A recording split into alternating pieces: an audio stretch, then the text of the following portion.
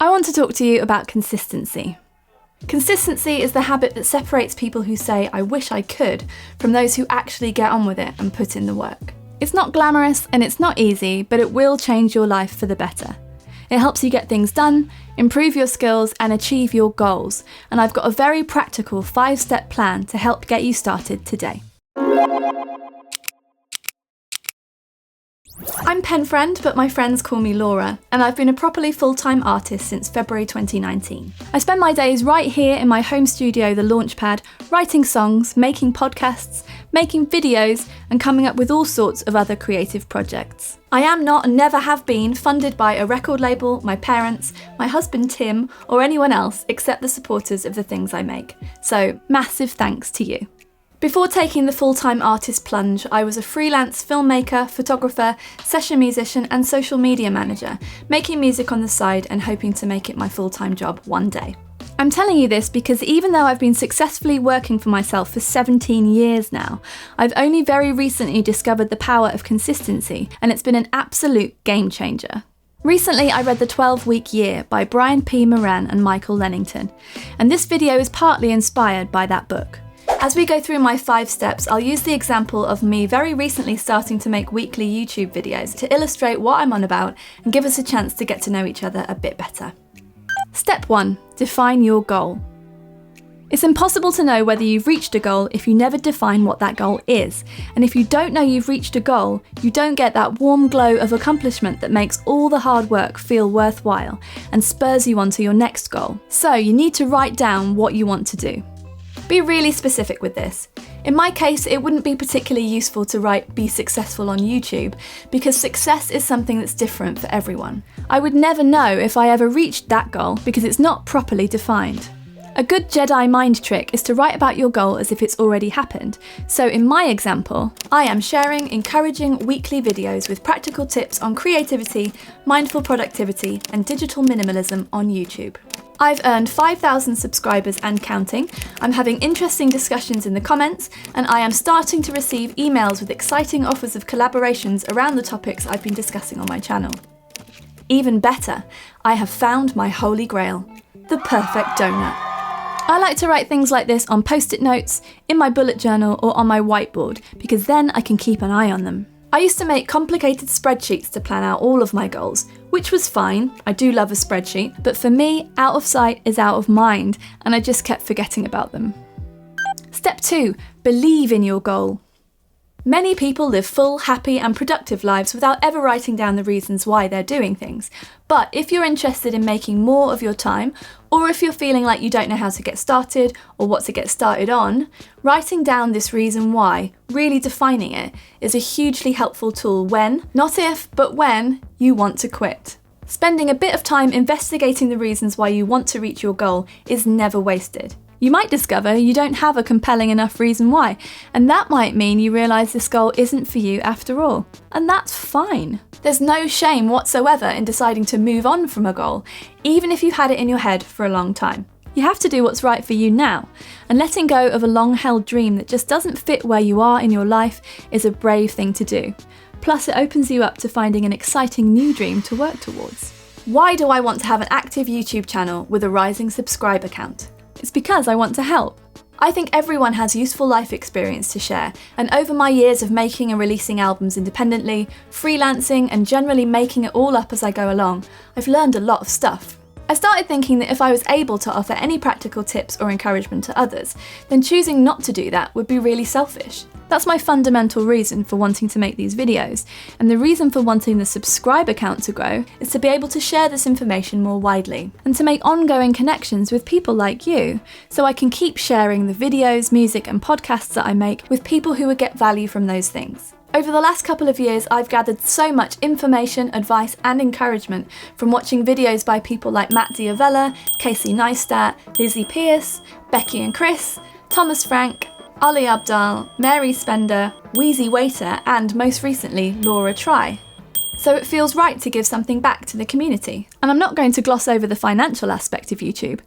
There are so many areas where musicians are expected to contribute their work for nothing that it's an exciting prospect to enter a community of people where there's a system for creators to be paid if their work is deemed to be of value by that community. But I know that monetizing my channel isn't a good enough goal on its own, so if I wasn't interested in the other aspects I've just described, then I wouldn't be committing to sharing videos like this on an ongoing basis. By the way, at the time of filming, I have 1,355 subscribers, so if you're interested in seeing how my 12-week experiment progresses, please subscribe. And if you do manage to find a compelling enough reason to embark upon your journey towards your goal, write that down and keep it handy. You'll need it in step 4. Step 3, list your actions.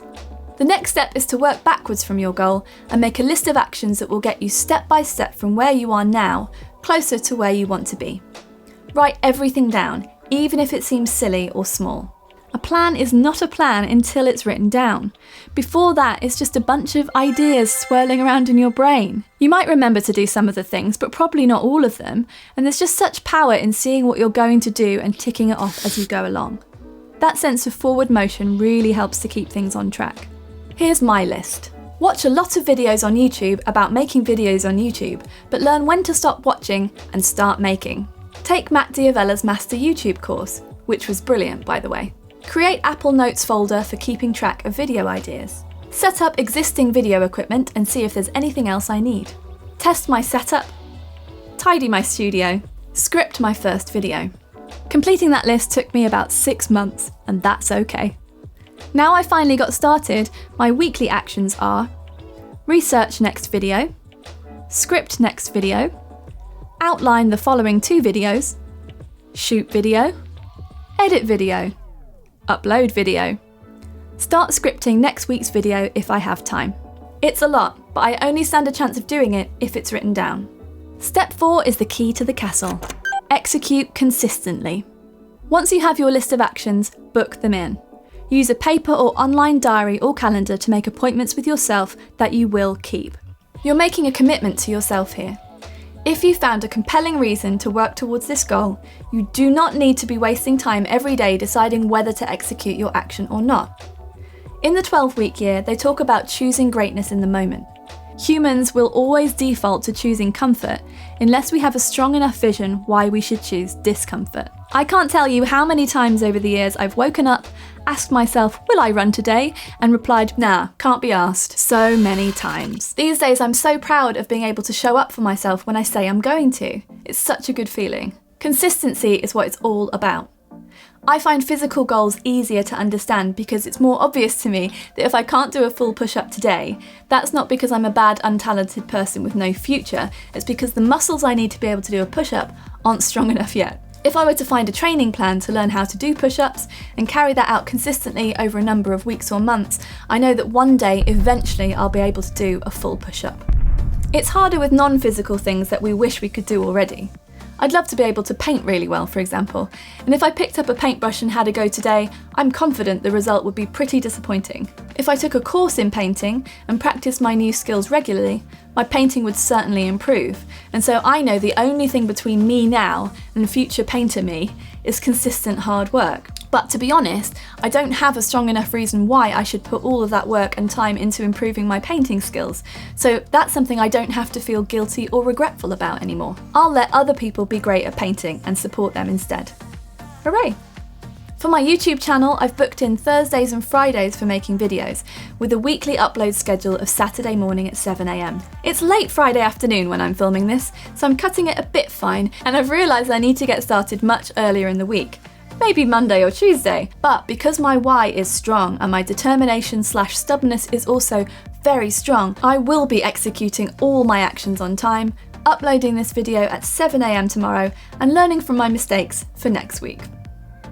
When, and I do mean when, you falter and feel like you can't be bothered to keep up with your plan, and what's the point of any of this anyway, go back to your list of reasons why you're doing this. Read through them, ponder them, read through them again, give yourself a break and then get back on it.